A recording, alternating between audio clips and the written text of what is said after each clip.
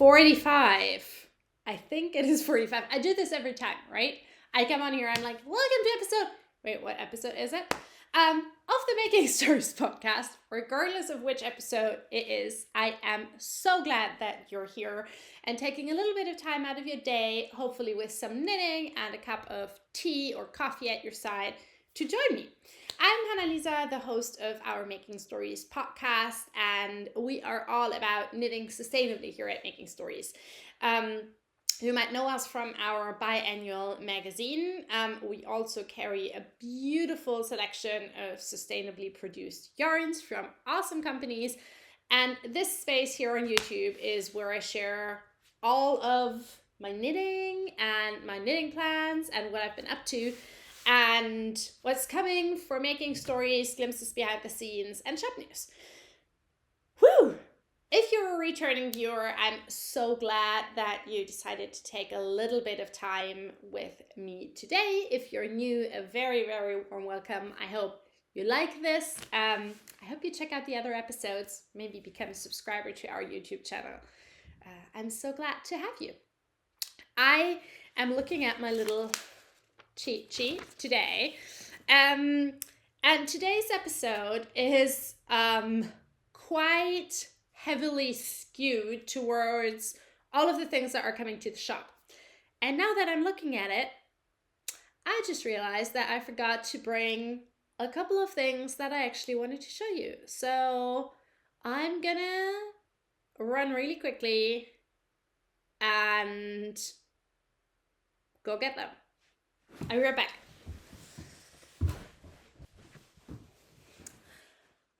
And I'm back. Now I just need to park them somewhere. Here. Great. Thank you very much, Cheat Sheet. Sip of coffee first. This, by the way, is one of my all-time favorite mugs. I treated myself to one of Emma from Woolly Mammoth Fiber Co.'s solstice boxes, I think. Maybe in 2021. I don't remember exactly when it was.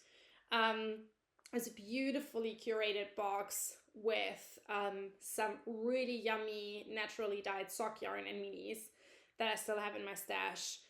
Some art. I don't remember if there was anything else in there, and then there was this beautiful hand-thrown mug, which I adore, and it's the perfect size for my coffee, because I like a good full cup of coffee, tiny little bit of oat milk in. So yeah, let me just double check if it's still recording. It's still recording. Yay, we're good to go. Are we good to go though? Okay, so in today's episode, I'm going to talk a little bit about my current work in progress, but then I'm also going to talk a lot about other exciting things that are coming here at Making Stories, including the reveal of our cover for our upcoming issue 9. Before we get started with all of this though, I want to quickly address the podcasting schedule change that you might have observed if you've been a long-time viewer. So up until now, I always, and previously when Claire was still recording the podcast with me, would put out a new podcast episode every other Thursday. Now, I've come to realize that actually doesn't work super well anymore with my own schedule and basically our newsletter schedule. To me, it makes sense that the podcast episode comes out on the same day as our newsletter, so that all of you who are also subscribed to our newsletter can hear about it there. And that's why going forward, new podcast episodes will come out every other Tuesday, because that's the day that our newsletter also goes out. The other reason why there wasn't a podcast episode last week, and sort of why I took this opportunity to implement that schedule change that I've been thinking about, is that I was on vacation, yay! We, as you might know, we have a kid, whose name is Orin. Orin is 3.5 now, the most adorable kid. I mean, I'm biased, but very adorable. And we went, so we, David, my husband, I, and Orin, we went with my in-laws and my brother-in-law and his partner and their kid to Austria for a week of vacation in the snow. Sort of belated Christmas get-together for that side of the family, because we decided that for 2022, last year, we would, for the first time ever, spend Christmas Eve as the three of us. We're not religious, so we're still trying to find our feet around Christmas/Yule traditions. But we had gotten quite exhausted by just the whole traveling thing that comes with the holidays, or that came for us for over a decade with the holidays, because we always wanted to see our respective families and then spend time together. And that meant that, you know, because like our parents live basically in opposite sides of Germany, and then we in Berlin, so it's like this gigantic triangle, and you drive from here to there to there to back to there. We're like, okay, this doesn't really serve us anymore as a family of three, and we still want to see all our loved ones at some point. So we decided to get together for this week, which was absolutely amazing. It was glorious. We took the train down to Austria, which I was really nervous about, because the last few times that we went by train with Oren, or the last 2 times, were pretty much a nightmare. Just because, I don't know, like he was climbing all over the seats and stuff, and I got really stressed and things. And I think this time everything went just a lot smoother, because I was maybe mentally also more prepared. I had packed a few new things, like toy things that luckily he liked. And so it was a pretty smooth ride. And we had new snow when we got there, a few beautiful days of skiing. Then my tonsillitis came back. Freaking sick season, I tell you. Toddler parents out there, school kid parents out there, we're getting through this, right? At some point, this winter and this sick season will be over. So yeah. So I spent a day in bed while we were on vacation, but now I'm back and almost all healed. She says, knock on. Where's wood? There's no wood here. There's wood. There. Legs. So, anyways, long story short, yeah, I went on vacation last week and now I'm back. And I took one project with me. So the knitting section of this episode is comically short, because I have not finished the Washington cardigan that I showed you in the last episode. I've been exclusively working on my gentle Lopi tunic. This is a pattern by Melody Hoffmann, who you might know as B. Mandarins, and it is a generously oversized, cozy, top-down raglan sweater / tunic that I am knitting in the newest addition to our shop, Wool Dreamers Manchelopis, our first unspun yarn, which I absolutely adore working with. And judging by the amount of orders that we've gotten, you do too. But we'll talk about Manchelopis a little bit later. There's a little update around that. First, I want to talk about this pattern. So, last time that I recorded, I think I hadn't yet split for the sleeves. As you can see, I've now done so, and I am moving through the body. I think I have maybe like 7 or 8 centimeters of the body to go before I start with the hem. The hem is a split hem, so at that point I'll only be working the front and then the back. Yeah, it's a stockinette. It's just a pure stockinette sweater with some lovely details. I really like those raglan increases with the little holes.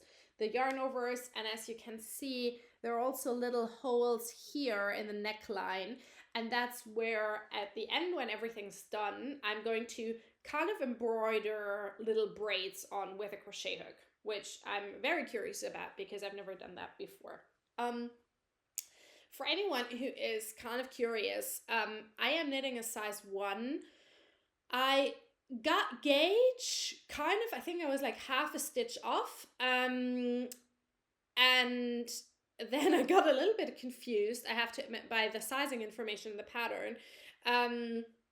But what I basically did was I looked at how much ease the different sizes would give me and how much ease I wanted, and then figure, okay, size 1 it is, and I think it's gonna give me exactly what I want, which is just this generous, oversized, almost sweatshirt-like feel. And I want to wear this over leggings and like maybe skinny jeans, but like mostly leggings.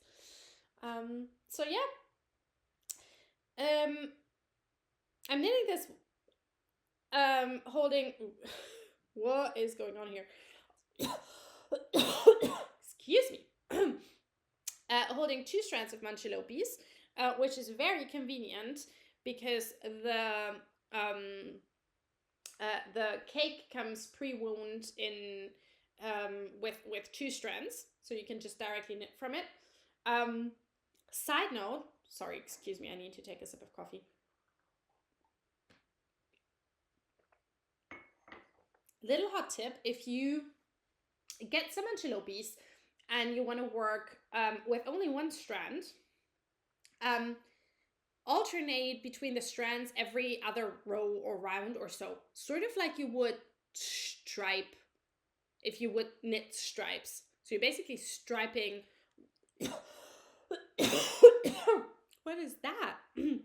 You're striping the 2 strands.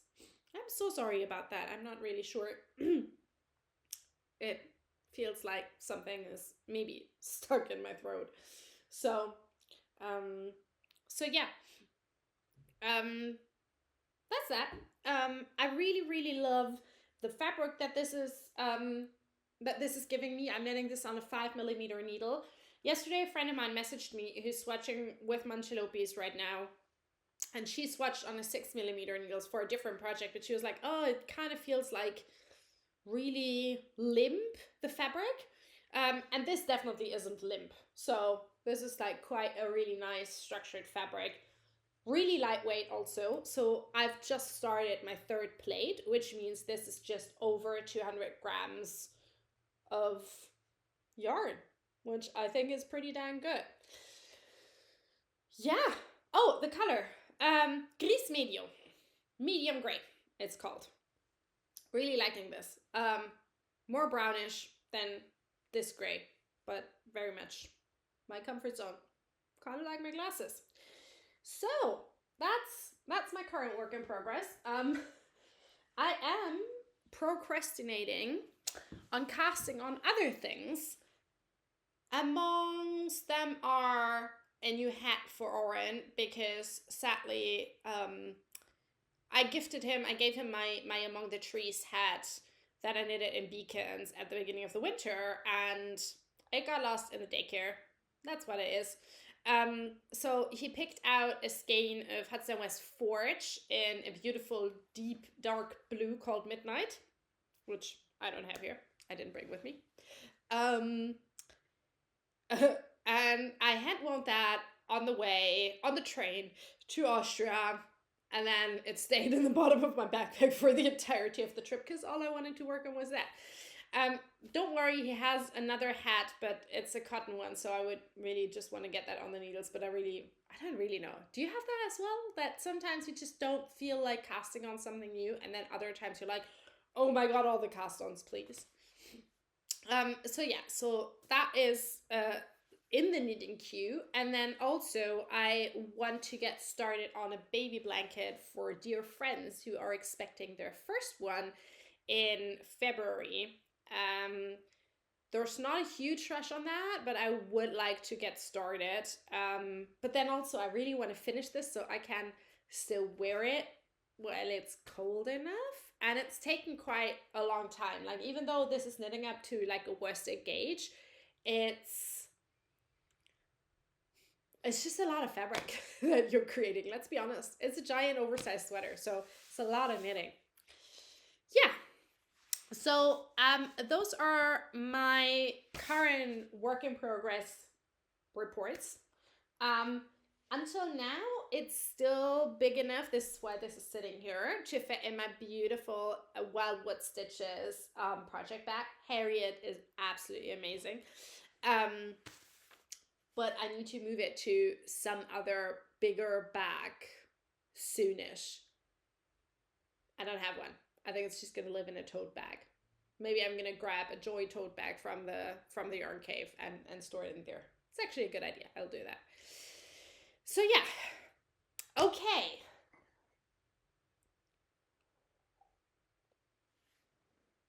Now we're moving into my long list of shop news / making stories updates. If this is not interesting for you, I completely understand that, and it's fine. You don't have to keep watching. But if you like to see, even if you don't want to place an order, what we're up to, stay on. I'm going to go through this roughly in chronological order of things that are happening, starting with February 1st, which is tomorrow if you're watching this kind of in real time when the podcast episode comes out.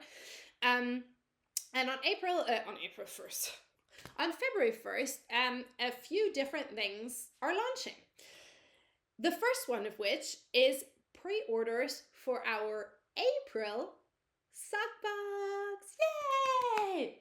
So the sock boxes have very quickly become one of my absolute favorite things in the business. I just really love looking for new yarn makers, dyers, notion makers that create amazing things and have the same values of sustainability as we do, and then put them together into little packages for you. Like, it's so joyful, it's so delightful.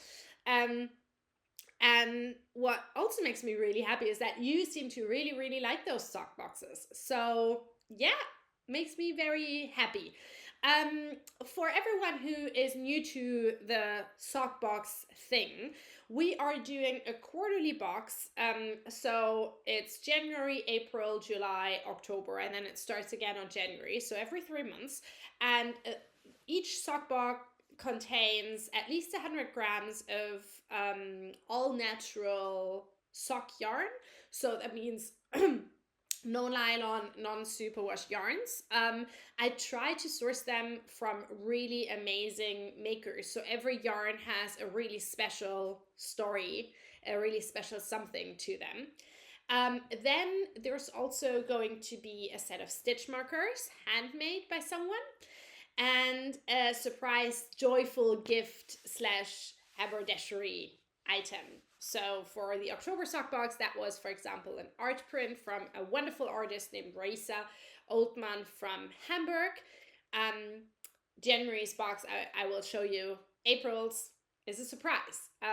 And then the fourth thing that you get if you purchase the box is a pattern inspiration email. So I put together sock pattern suggestions that work particularly well with the specific yarn that you're getting in the box. And I try to find patterns that might already be, in your pattern stash, in your pattern queue. So say from a back issue of ours, and or B, that are maybe not super well known yet, but still really, really beautiful. So to give, designers a little push.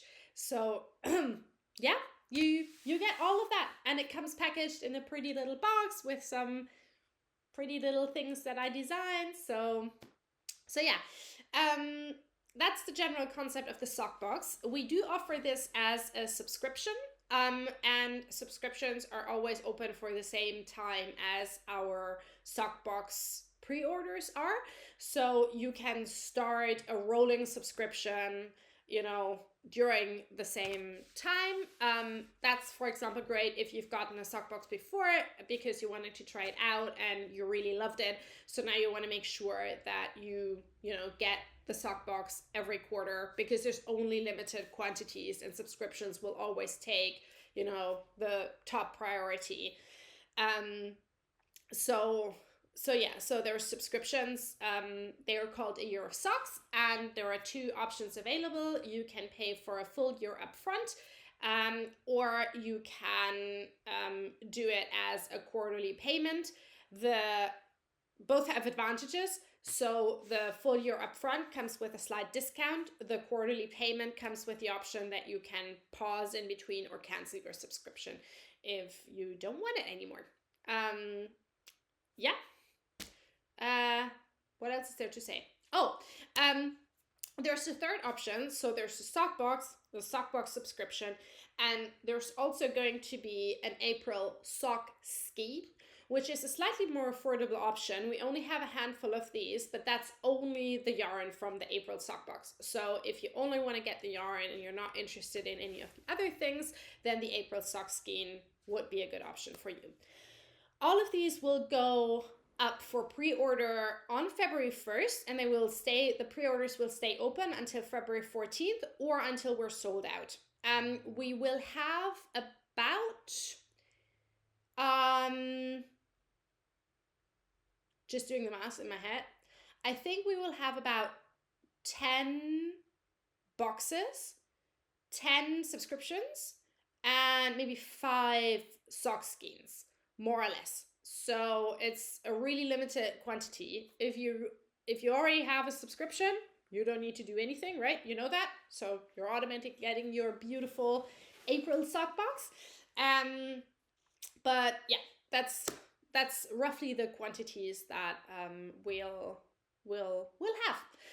And they close, so either, you know, when they sell out or on February 14th, and they will ship in the first week of March so that you have them in time for the open date, which is April 1st, April sock box.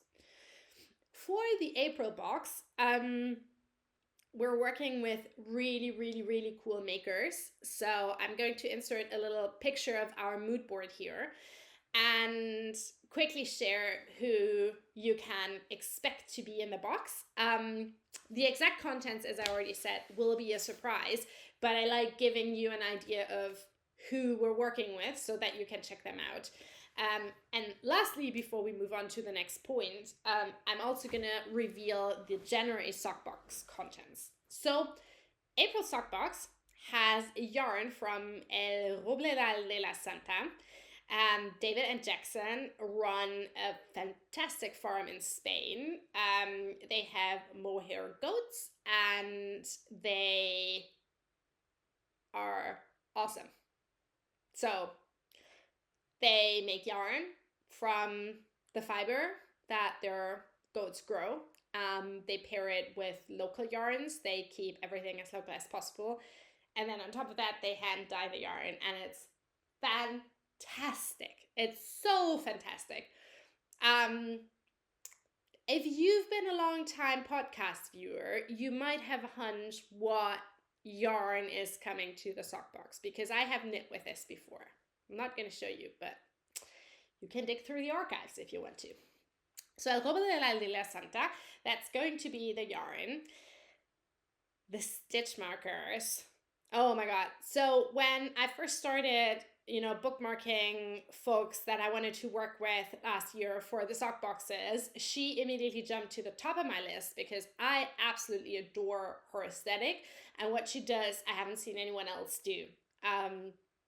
I'm talking about Aude from Bubbles and Berries. Aude hand embroiders wool stitch markers, and they're fantastic. They're so good. Like, they're so good. So yeah, and she's designed something special for us. The third item is the surprise joy-bringing gift. And I'm not going to say anything more about that because basically I'm going to be giving everything away, other than that's a gift that will really keep you smiling for months and months to come. So yeah, that's that.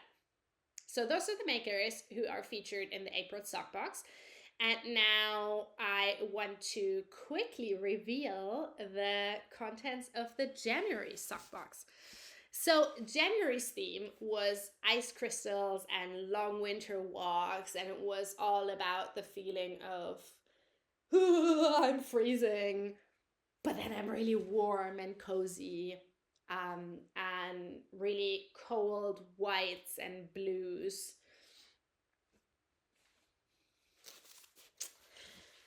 And I am so delighted about this. I've already seen a few projects knit up in this yarn on Instagram, which I'm really, really happy about.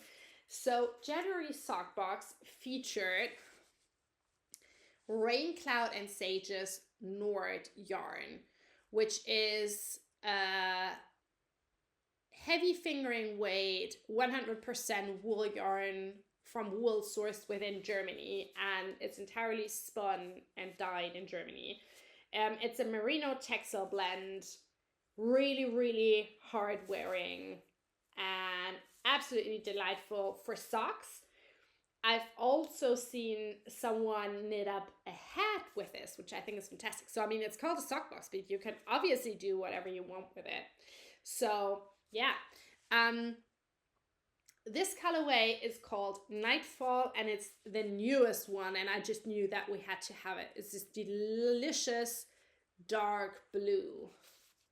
And Rain Cloud and Sage holds a really special place in my heart. Ruth, who runs it, hails from Canada but has been living in Marburg with her family for years and years, and actually used to work with us early in the early days of making stories. She also had a pattern in our very first book, Woods, and I was so excited when she first started her yarn business, because she went and looked at rescuing fleeces that otherwise would have gone to waste or be burned, and how we could, or how they could actually make really great yarn out of this. Nord is a really, really, really good yarn, and it just sort of makes me so happy to be featuring not only the yarn but also this business, because it has such a wonderful ethos behind it. So yeah, that's that. For stitch markers, we worked with Dusanna Knit, who hand makes these gorgeous raw crystal stitch markers. That's her signature, the raw crystals. And for this one, we chose together these beautiful light blue aquamarine stitch like crystals. One of them has a little silver star on it, so you can take that as the beginning of the round marker, for example. And the hardware on them is silver hexagons. And they're absolutely delightful. So I haven't opened these yet because I wanted to show them to you first. But I am using one of her other stitch markers on this one. And it's really, like, I just love it. It's such a nice, beautiful thing to, you know, come across every round. Makes me really happy. So we have the yarn, we have the stitch markers. Now, what was the surprise, joy-bringing gift? Well, we have the cold, we have the cozy, we need the warmth. It was a lovely scented candle.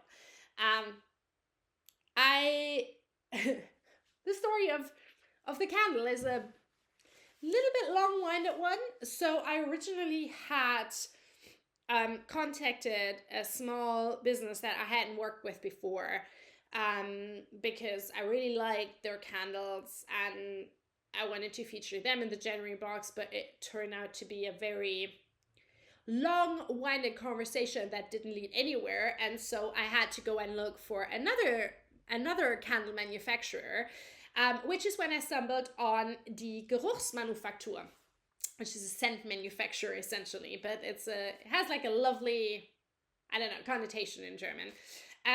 It's run by 2 students from Lüneburg, which is coincidentally the city where my sister did her bachelor's degree. So I was familiar with the city, and they hand pour candles purely out of soy wax and natural essential oils. And they had a scent called Tanne, which is the one that I featured in the box. The one that I have here is a different one. That's Fig, which I got for myself. And they come in these delightful brown apothecary glasses that you can reuse afterwards. Yay!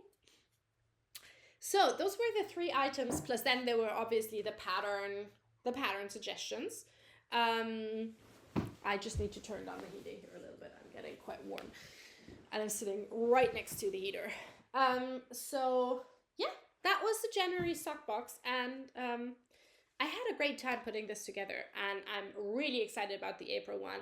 The July one is also going to be great. So yeah, but first things first, April sock boxes, sock skeins, a year of sock subscriptions coming to the shop for pre-order. February 1st, they're going away again on February 14th. They will ship the first week of March. Whew! Okay, so sip of coffee, because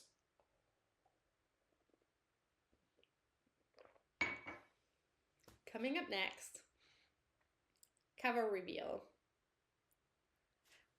Cover reveal! Can you believe it?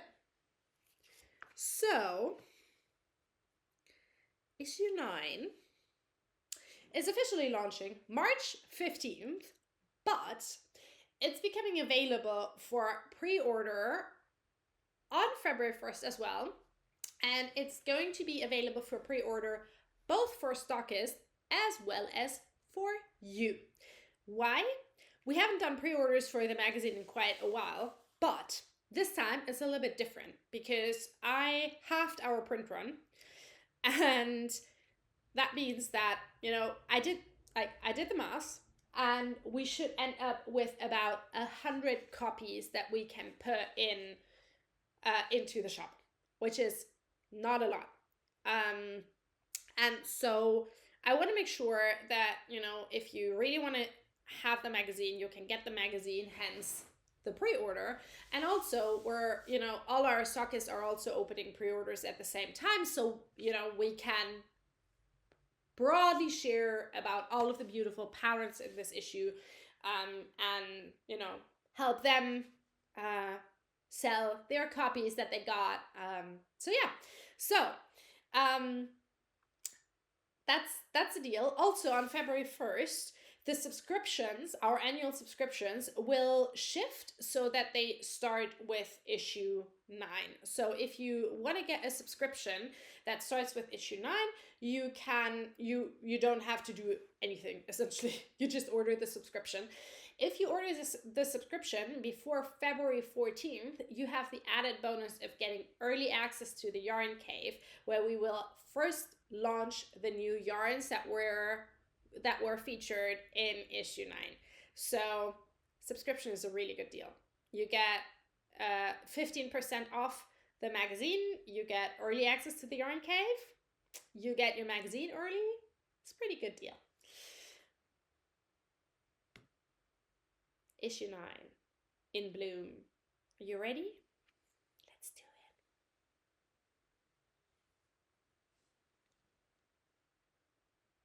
it. Hello, welcome to the world, little one.